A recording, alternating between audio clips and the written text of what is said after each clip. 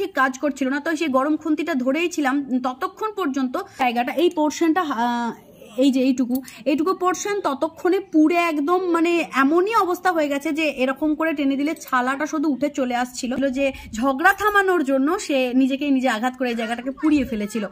এটা শখে নয়, বরং এটা আমার মজবুরি ছিল। এটা হরে কৃষ্ণ, রাধে রাধে। আমার গত দিনের ভিডিওর কমেন্ট বক্সে অনেক কমেন্ট পড়েছিল, তার মধ্যে আমি একটা কমেন্ট বেছে নিয়েছি যেটার রিপ্লাই আমি ভিডিওর মাধ্যমে দেব, কারণ এই কমেন্টের রিপ্লাইটা ভিডিওর মাধ্যমেই উনি চেয়েছেন, তার ভিডিওটা সেই কমেন্টের পরিপ্রেক্ষিতেই করছি। তো প্রথমে আমি ওনার কমেন্ট একটু দেখিয়ে নেব। এই যে ছিল ওনার কমেন্ট, যেখানে উনি লিখেছেন যে উনি তো নাচটা ভালোই করেছেন, অবশ্যই ভালো করেছেন, নাচটা কোনোভাবেই খারাপ নয়, এবং তাতে আমার কি অসুবিধা হয়েছে? আমার কোনো কিছুই অসুবিধা হয়নি, নাচও খুব সুন্দর, উনি নাচ খুব সুন্দরভাবে প্রেজেন্ট করেছেন, বড় খুব সম্মানের, সমস্ত কিছুটাই ভীষণই সুন্দর এবং দেখার মতন।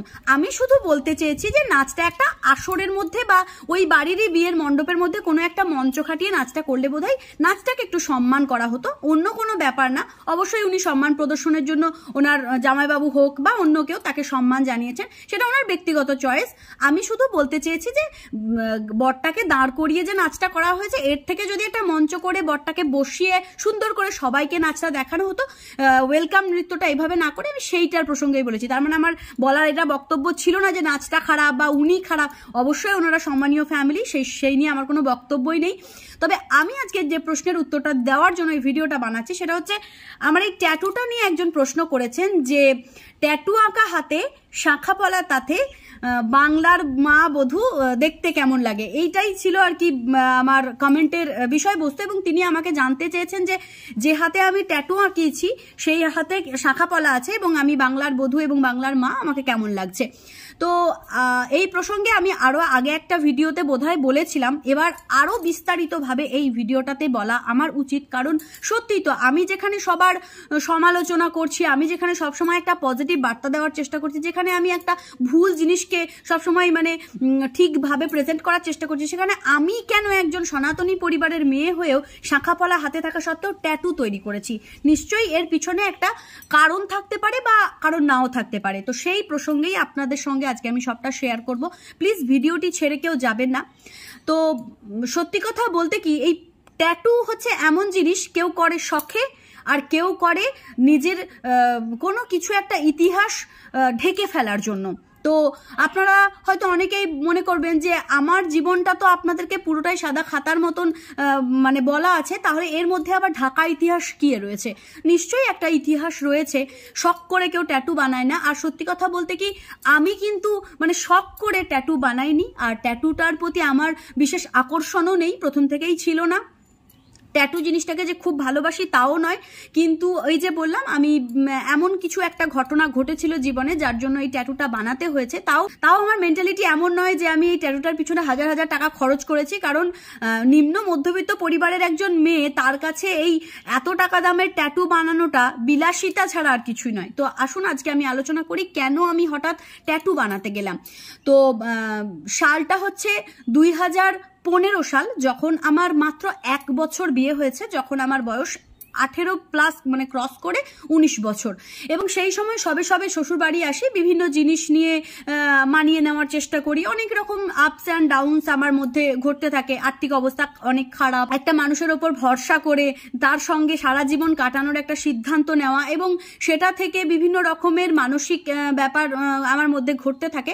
এবং আমি ছিলাম ভীষণ হট টেম্পার্ড একজন মানুষ, মানে অল্পতেই খুব রেগে যাওয়া। আর এখন আমি গীতা পড়তে পড়তে নিজেকে অনেক কন্ট্রোল করেছি, কিন্তু একটা সময় ছিল যখন ভীষণ রাগ হয়ে যেত, ভীষণ মাথা গরম হয়ে যেত ছোটখাটো ব্যাপার নিয়ে। আমার স্বামী সবটা সামলে নিতেন, মানে বয়সেও ছোট ছিলাম, আবেগ অভিজ্ঞতায় সব দিক দিয়েই ছোট ছিলাম।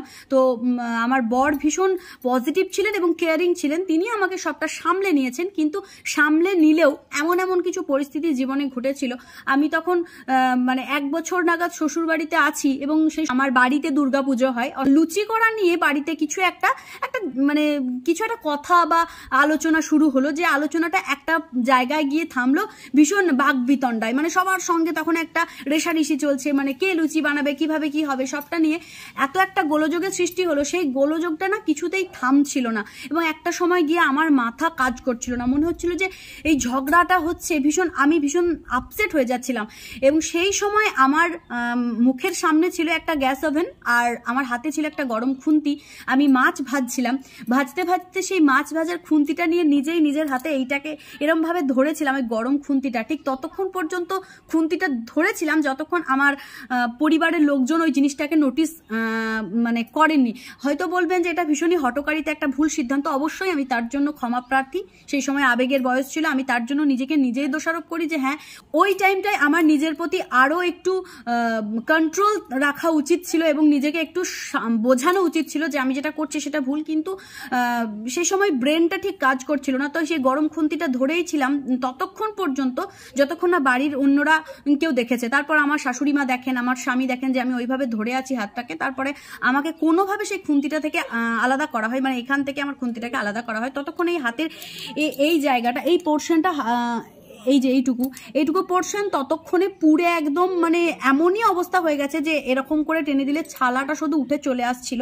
তো এই জায়গাটা পুড়ে যাওয়ার জন্য এখানটা মানে অনেক বড় মতন ফোসকা নিয়ে নেয়, এবং আমাকে বাড়িতে বোঝানো হয় যে তুমি যেটা করলে সেটা খুব ভুল করলে। তো এই জিনিসটা কিন্তু আমার মানে বাবা মাও আজকে পর্যন্ত ইভেন জানে যে এই জায়গাটায় আমার মাছ, মানে গরম মাছ পড়ে যাওয়ার জন্য পুড়ে গিয়েছিল।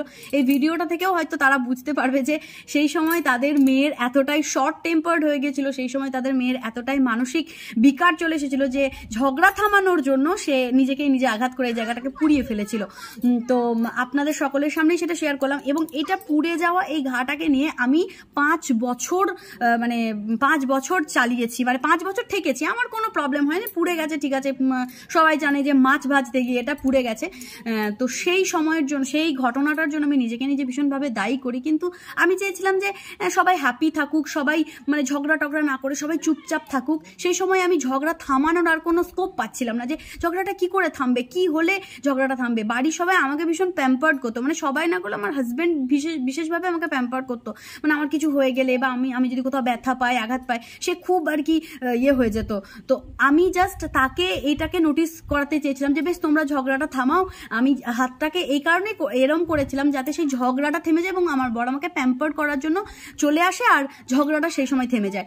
তো সেটাই হয়েছিল, ওটা করার জন্য কিন্তু ঝগড়াটা চিরতরে বন্ধ হয়ে গেছিল। সেই তারপর থেকে আর আমাদের ফ্যামিলিতে সেরকম কোনো হাইপার কিছু হয়নি, কারণ তারা আমাকে ভীষণভাবে মনে করতো যে এই মেয়েটা যখন খুশি মানে নিজেকে মানে ঝগড়া থামানোর জন্য নিজেকে আঘাত করে ফেলবে। তো এই জিনিসগুলো ঘটার কয়েক বছর চলে যায়। 2015 সালে এটা হয়েছিল, এবং 15, 16, 17, 18, 19, 20, 21, 22, 2022 সালের প্রায় অগস্ট মাস পর্যন্ত, মানে প্রায় 6 বছর এই দাগটাকে আমি বয়ে বেরিয়েছি। কিন্তু কখনো আমার মনে হয়নি যে আমাকে ট্যাটু করতে হবে বা আমি ট্যাটু করে ঢাকিয়ে ফেলবো বা এটাকে আমার ইয়ে করা দরকার, আমি মনে করিনি। আচ্ছা ঠিক আছে, পুড়ে গেছে, পোড়া দাগটাই থাকুক। কিন্তু একটা সময় পরে আমি যখন বিভিন্ন জায়গায় প্রোগ্রাম করতে যাচ্ছি, যখন অ্যাঙ্কারিং করছি, মাইক ধরছি, তখন সবাই জিজ্ঞেস করছে যে দিদি ভাই তোমার হাতে কি হয়েছিল, দিদি ভাই এটা কি হয়েছিল, ওটাকে এরকম করে সবাই প্রশ্ন করতো আমাকে। তো এই প্রশ্নটা থেকে আমি ভীষণভাবে পালানোর চেষ্টা করেছি, কিন্তু না, প্রশ্নটা থেকে পালানো হয়নি, বারবার আমাকে প্রশ্নের উত্তর দিতে হয়েছে। তারপর একটা সময় 2022 সালের সেপ্টেম্বর মাসে আমি একবার কলকাতা গেলাম, এবং সেখানে একটা শপিং মলে গিয়েছিলাম একজন বিশেষ পরিচিত মানুষদের সঙ্গে, পারিবারিকভাবে যার সাথে আমার ভীষণ রকম একটা আত্মীয়তা হয়ে গিয়েছিল। এবং সেই মানুষকে বললেন যে দেখ, এইভাবে তো একজন শিল্পীর ঘোরাটা ঠিক নয়, একজন শিল্পী মানুষ ঘুরছে এইভাবে, এটা খুব দৃষ্টিকটু জিনিস দেখায়। তো কিন্তু কলকাতার মতন একটা বড় শপিং মলে এই জায়গাটা ট্যাটু করতে প্রচুর খরচ সাপেক্ষ, এবং আমি আগেও বললাম যে নিম্ন মধ্যবিত্ত পরিবারের মানে সাধারণ জীবনযাপন করাটাই কঠিন, তার উপরে আবার এইসব খরচা, তো আমরা সেটা করতে চাইনি। কিন্তু তিনি বিশেষভাবে আমার হাজব্যান্ডকে অনুরোধ করেছিলেন যে দেখ বাবা, এটা তো ঠিক নয়, এটা এইভাবে রয়েছে, ও একজন শিল্পী মানুষ বিভিন্ন জায়গায় যাচ্ছে, তুই একটু ওকে বল, তাহলে তোর কথাও রাখবে। তো আমার হাজব্যান্ডও আমাকে বিশেষভাবে বলে যে বেশ ঠিক আছে, উনি যখন বলছেন তাহলে তখন এই জায়গাটাকে মানে ট্যাটু করিয়ে নেওয়া হোক, কারণ সত্যিই তো একজন শিল্পী মানুষ কেন সারা জীবন এই পোড়া দাগটা নিয়ে ঘুরবে। তো সেই কারণের জন্য ওই পোড়া দাগটা 5 বছর পর ট্যাটু দিয়ে ঢাকানো হয়েছে। এটা শখে নয়, বরং এটা আমার মজবুরি ছিল, এটা আমাকে করতে হয়েছিল, একটা বাধ্যতামূলক। না হলে এই 2.5 ঘন্টা ধরে বসে বসে ছুঁচ ফুটিয়ে ট্যাটু করার মতন কোনো ইচ্ছে বা প্রবৃত্তি আমার ছিল না। কিন্তু একটা দায়বদ্ধতা তো থাকে, পরিবারের প্রতিও থাকে এবং সেই সঙ্গে সমাজের প্রতিও থাকে। আমি এমন কিছু জিনিস সবসময়ের জন্য বয়ে নিয়ে বেড়াতে পারি না যে জিনিসটা একটা মানে সবসময়ের জন্য একটা প্রশ্নর চিহ্ন মানে দাঁড় করিয়ে দেয়। এমনটা কিন্তু নয় যে যাদের হাতে ট্যাটু আছে বা যাদের শরীরে ট্যাটু আছে তারা সবাই খারাপ বা নোংরা মানসিকতার মানুষ।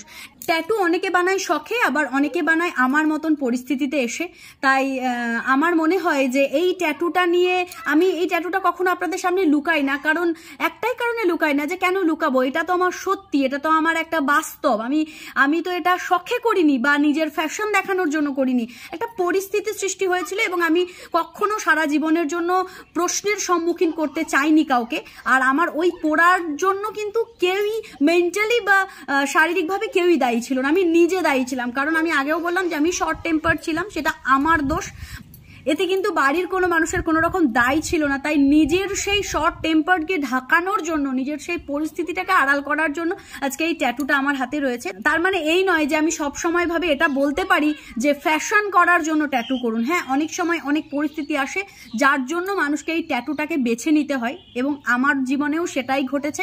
তো এর পরেও যদি আপনাদের মনে হয় যে এই ট্যাটু করেছি বলে বা এই ট্যাটুটা আছে বলে আমার এই সমাজকে সচেতন করার মতন কোনো অধিকার নেই বা আমি সমাজ সচেতনমূলক ভিডিও বানাতে পারি না, তাহলে মাফ করবেন, আমি আপনাদের কথা মানতে পারছি না। কারণ শুধুমাত্র একটা ট্যাটুর জন্য একটা মানুষের চরিত্র বিশ্লেষণ করা ঠিক নয়। আজকে আমি আমার ট্যাটুর বিস্তারিত ঘটনা আপনাদের সকলের সঙ্গে শেয়ার করলাম। আশা করি আপনারা বুঝতে পেরেছেন যে কেন একটি মেয়ের হাতে এরকম ট্যাটু বানানো রয়েছে। ট্যাটুটার একটা বিশেষ অর্থও রয়েছে, সেটা হচ্ছে এই যে দোয়াত থেকে কালি পড়ছে, আর এটা হচ্ছে একটা কলম উইথ একটা পালক বলতে পারেন। আমি যেহেতু লেখালেখির সঙ্গে যুক্ত আছি তাই এই ট্যাটুটা আমার সেই সত্তার সঙ্গে যায়, এটাই হচ্ছে আমার ট্যাটুর বিশেষত্ব।